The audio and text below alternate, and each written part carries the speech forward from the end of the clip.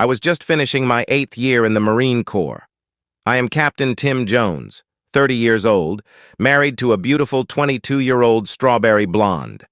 I met her 2 years ago while on leave in my hometown. It was love at first sight for both of us, but we waited until 6 months ago to get married. I wanted to get out of the Marine Corps first, but I gave in to her urging and begging and married her with 6 months left in the Corps. I gave up a promising but dangerous career in the Corps for love. Looking back, it was a mistake. Everything went well. I was cruising towards my departure date when this blip in my plans came up. I was teaching a course at the infantry school when they decided to send me to Africa for 3 months to train another nation's Marines. In 20 years, they would become our enemy and America's sons would be fighting against the same people I taught. Politicians. I hate them. I kissed her goodbye and said I would be back before Christmas. It was September, and true to my word, I was back the first week of December. I took leave over Christmas and New Year. We went home and found a condo close to where I hoped to be working. Everything was fine. My life was perfect. I had a good wife. I was promised a job in a profession I had studied for in college. Yup, I was going to live the dream. Then there was another blip.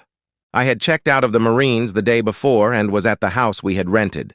I was watching as the movers packed and loaded our things into the moving van. In the bedroom, I watched as the movers tore apart the bed. Nan, short for Nancy, my wife is in the kitchen watching some men pack things there. After they hauled the bed out to the truck, the guys came back to get the bedside tables. The guy picked the table up and started to carry it out. He looked at me, shook his head, and grinned. When I saw what he was grinning at, I was dumbstruck, to say the least. There on the floor were 10 dried-up used condoms. I was surprised. Why? Nan and I had never used condoms. She was on the pill. The men finished in the bedroom and started on the extra room. I shut the door and waited. When the truck was loaded and on its way to Memphis, I called Nan and opened the door to the bedroom. "I am not cleaning this up." She grabbed her mouth and started to cry. "No, oh God, no." She slumped to the floor. "Please understand. It was a one-time fling. You were gone. It just happened. I love you. I was lonely, and it meant nothing to me." "Looks like it was more than just a one-time thing. I count 10 here on the floor," I replied. More crying. From the perspective of Nan. I heard Tim start vacuuming the spare room, so I got up off the floor and found a plastic bag. Using it like a glove, I gathered the used condoms up off the floor and took them out to the trash. Tim was finished with the vacuum cleaner, so I used it to vacuum what was our bedroom. He stuck his head in and said he was leaving for the hotel and asked me to stop and pick up something for supper. That's a good sign. At least he is planning on us having supper together and staying in the same room tonight. I finished cleaning the house and locked the doors. I stopped and picked up some fast food, cheeseburgers, fries, and milkshakes. I got a text that room 135 was in the back of the motel and on the ground floor. The door was open and I was glad to see there was just one bed in the room, a king. Maybe I could work this out. I decided to make this partly his fault. Maybe with a little luck, I could get him to forgive me. I went in and set the table for supper. Not much was said. No hello, no kisses, nothing. As we were eating, he said, "Want to explain? I was so lonely when you left for Africa. I cried for 2 days. Finally, I pulled myself together and decided it would not be that long. Besides, you were not really in a war zone. You were teaching, like in a classroom. So I got it together and started planning our future together. One Friday morning, I decided to go to the grocery store. As I was driving, I remembered I needed gas. The car started bucking and stopped. I was out. I got out and opened the hood. There was no traffic, but soon a guy on a motorcycle stopped and asked what the problem was. I explained I was out of gas and he said to get on and he would take me to a gas station. I did, and it was exciting. I had never ridden on a motorcycle in my life. We borrowed a gas can from the station and returned to my car. I tried to pay him, but he refused. Then I asked if he would let me buy him lunch and he agreed. We went to that Waffle House on Highway 98. We talked for about 2 hours. He was from San Francisco.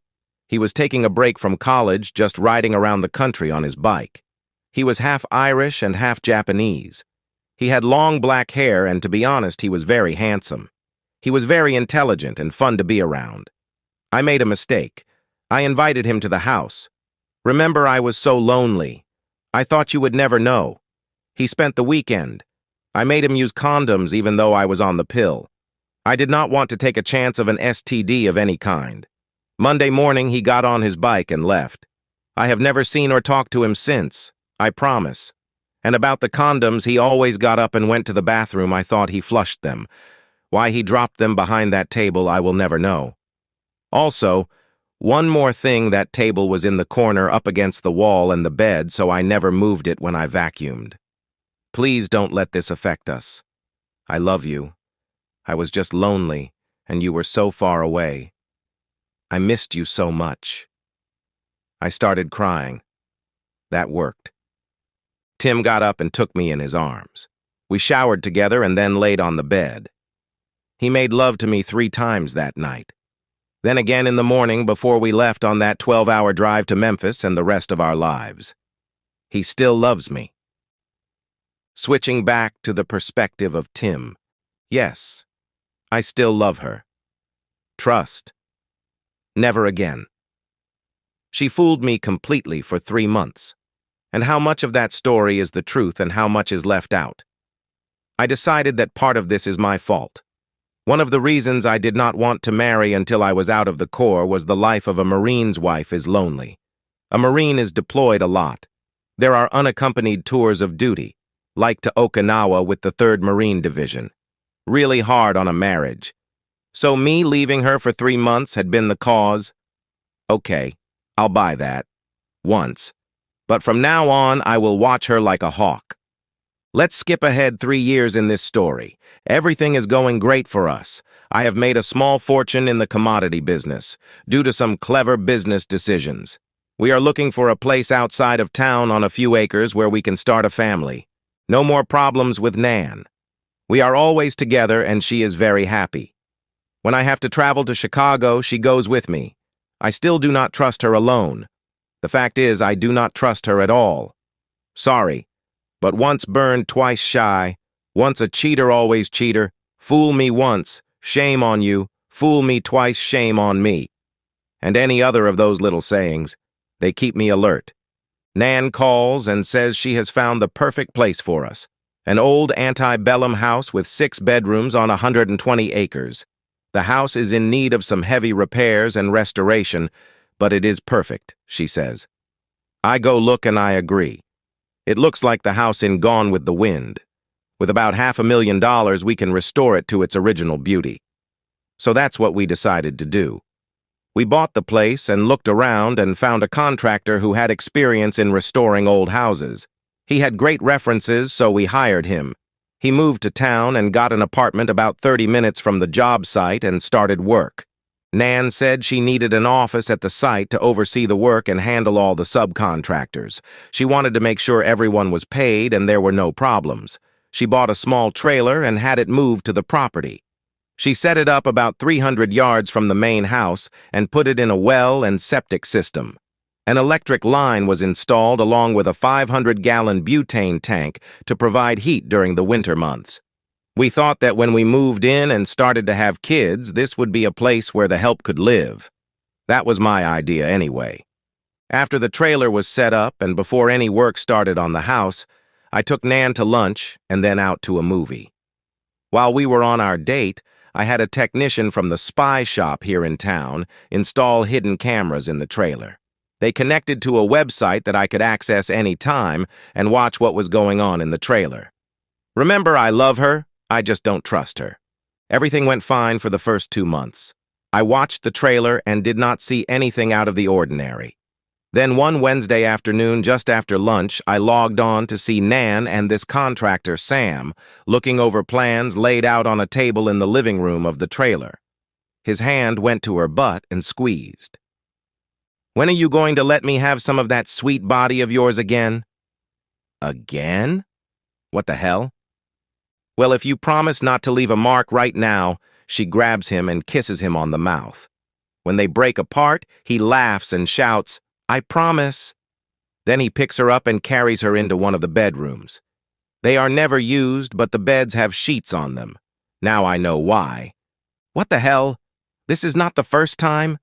Where has she been sneaking off to and when? I guess it really doesn't matter. This is going to end soon. When they are finished, she takes the condom off and goes into the bathroom and flushes the condom. She remembers what happened the last time she left that task to a man. She comes back into the bedroom and starts to get dressed. He helps her with her bra, then says, "My guy is ready. You just say when." "I've told you I want to wait until this house is finished. You will be back in Boston and I will be buying furniture for our dream house. Tim is mugged and killed for his Rolex and wallet. I just cannot live in the house where we plan to live the rest of our lives, so I sell it. After collecting on his $1 million insurance policy, I leave the state. You and I can live a long time on that amount of money." They dress, and he goes back to the job site. She locks the trailer and leaves. I guess she is on her way home. I cut the computer off. So her plan is to have me killed, then run off with her lover and live happily ever after? Not going to happen. She is home before me and running a bath. She meets me at the door with a big kiss. I hope she brushed her teeth. Then she gets in the tub. I am wondering what is going on as I sit and watch the evening news. When she is finished with her bath, she comes into the living room and sits on the floor in front of my chair.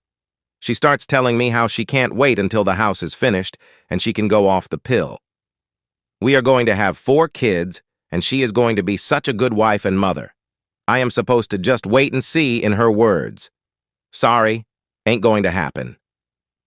After we finished, I took a shower as she prepared us supper. I slept a worried sleep that night. Thursday morning, I went to work and she went to the farm.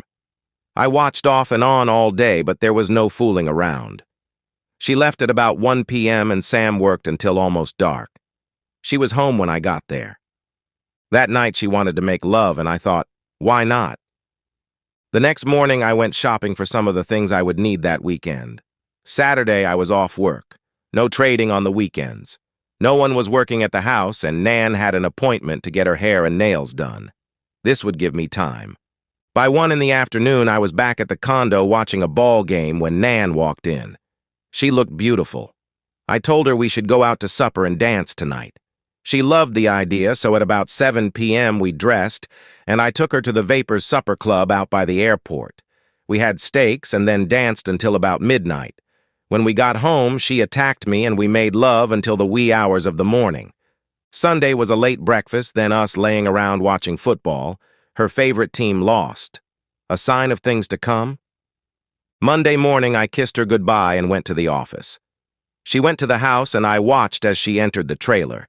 It looked like she was arraigning contracts in order to pay them. At about 10:30 a.m., she went to the house. I saw her enter and watched for her to leave. In an hour, she was back at the trailer. She fixed herself a tuna sandwich and just waited, looking out the window at the house. What is on her mind? At 2 p.m., Sam walks in and he walks over to her and takes her in his arms. I missed you this weekend. You look amazing. I love your nail color and your hair is so pretty. Thank you, and I missed you too. I can't wait until we can be together all the time. Just a little longer. I want us to have the perfect alibi. Then when your next job comes up, we will both work together. I love that idea. We will have a great time. You designing and me doing the work. We will make the perfect team. And don't worry about us being blamed for his death. My guy is a professional from South Boston, part of the mafia up there. What did Shakespeare say about the best laid plans of mice and men? Get me to the bedroom. I am tired of faking it. She was faking. I thought so. He picks her up and they go into the bedroom. I give them time. I watch as they undress each other. As he enters her, she hears a cell phone ring and a worried look crosses her face. Whose phone is that? Is forming on her lips as the cameras go blank. It was almost an hour later that I got the call. There was an accident at the job site, and I should get there as soon as possible. I asked to talk to my wife and was told she was not available. That's the damn truth. I arrived about 30 minutes later. I am met by the volunteer fire chief. He introduces himself and starts to tell me what he thinks happened. I ask about my wife. He says for me to walk with him to the ambulance. She is not there. An attendant tells me to sit down. Then I am told she is dead. I try to cry, but I can't. The tears just won't come. So I started to demand to know what happened. The chief, who I think works at the bank, tells me they believe it was a faulty gas heater. Since this was the first cool day and with all the rain lately, they probably lit the heater to stay warm. Something happened, and a spark of some sort set it off. The sheriff and the county coroner are on the way.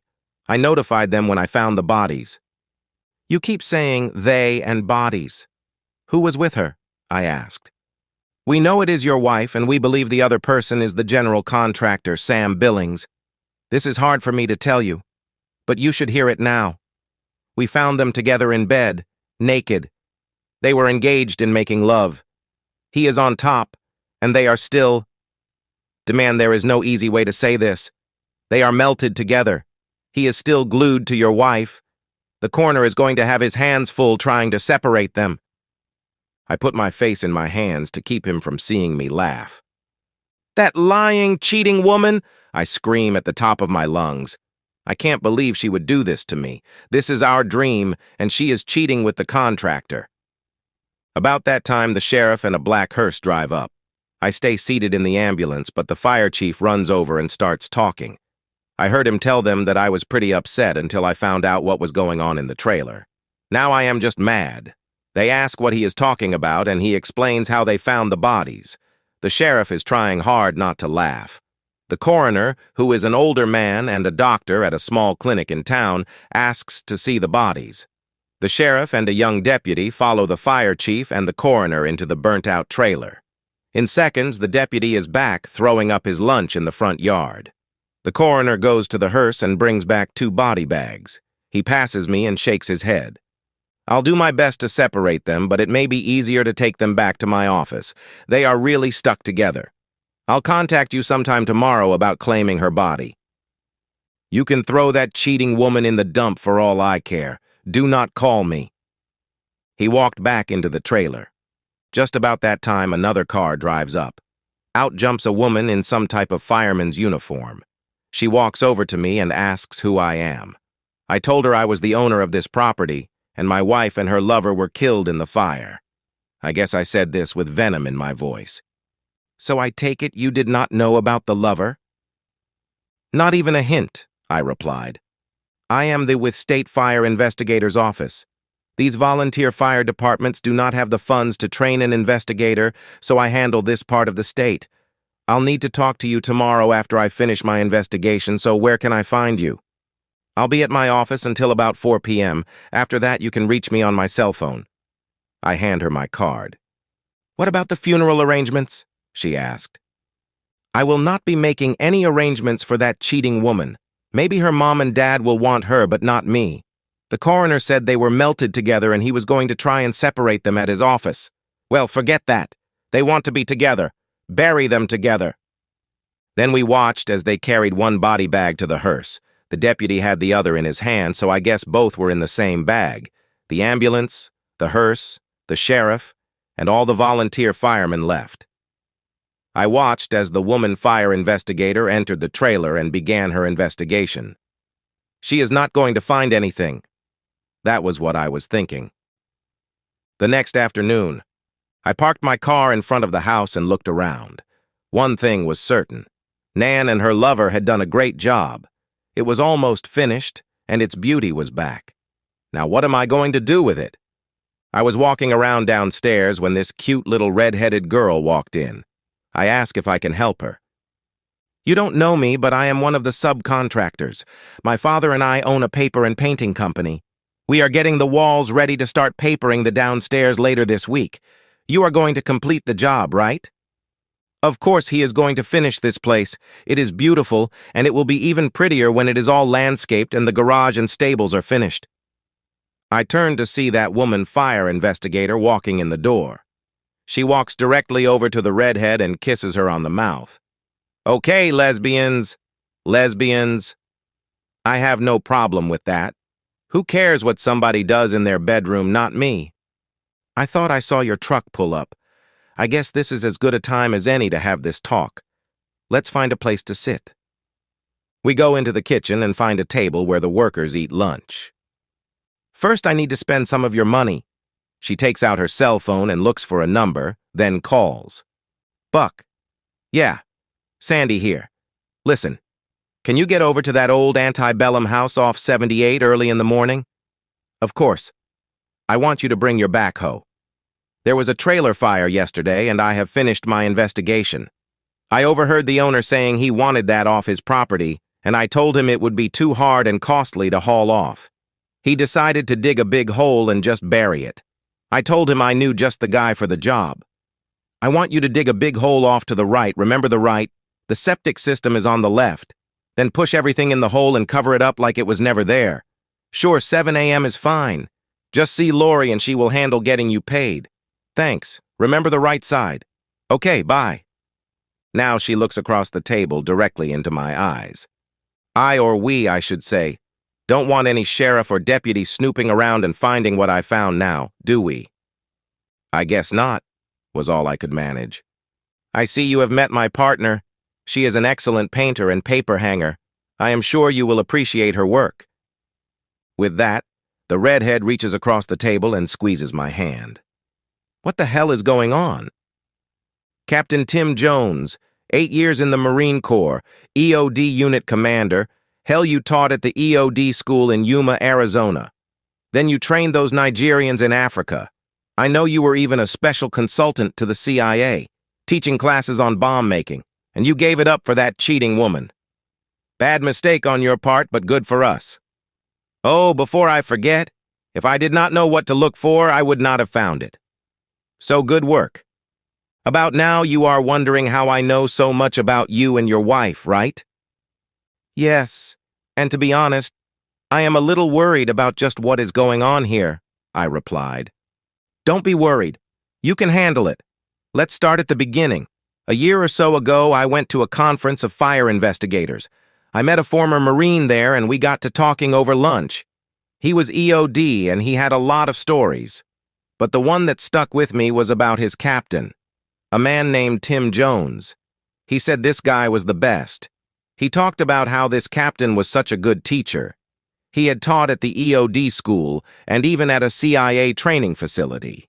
This guy could make a bomb that was almost undetectable, and he used things that you would never suspect. A year later, Lori is explaining how a Tim Jones and his wife are refurbishing an old house, and she is going to do the painting and papering. I wondered if it could be the same guy who was in the Marine Corps.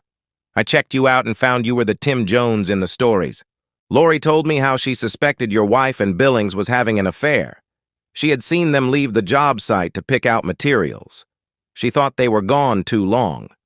Then they started spending way too much time in the trailer alone. When I heard about the fire, I figured you had caught them. Tim. Okay, so you know all about me. I killed 2 people yesterday. So what do you want? Money? Do you want me to sign over the title to this house? What exactly? Sandy. Don't be so crude. Lori and I talked it over last night. What we want is kids. We are lesbians, but we want to be moms. We decided you would be a good father. And this house. What a great place to raise kids. So I get you both pregnant and give you the house. For that, you keep my secret, I asked. Oh no, much more than that.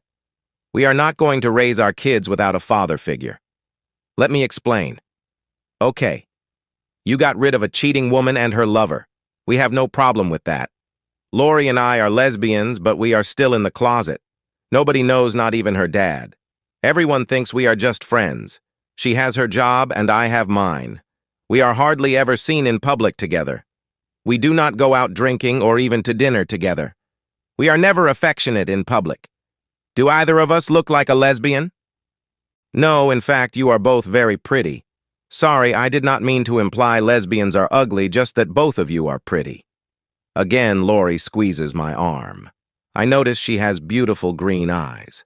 But back to Sandy. She caught me looking into Lori's eyes, I am sure.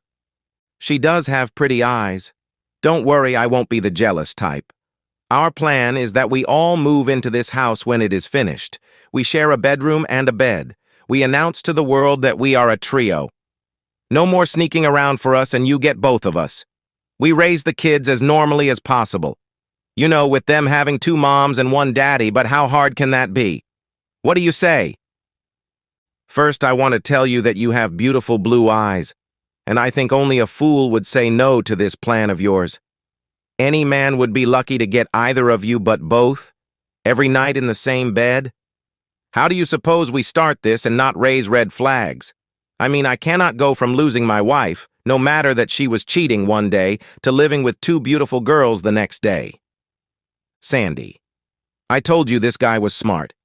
Our idea is you start spending more time out here at the house, supervising its completion. You meet Lori, you talk to her dad about her and show some interest. You find out she has a friend and invites us both to dinner one night. Things progress slowly over the next 6 months. I mean, the folks around here will know how hurt you are. They will think it good for you to be getting out. Then one day we all move in together and start our family. Some will not like the idea of a trio, but who cares? Sound like a good plan to you?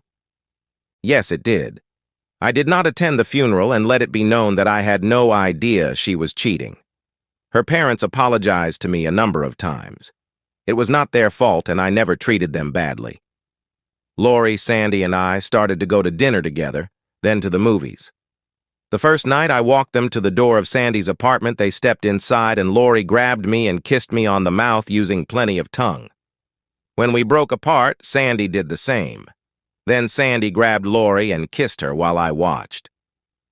Think about all the fun we are going to have when we all 3 live together. Now good night, and drive safe. I was pushed out the door. I got that a lot over the next few months.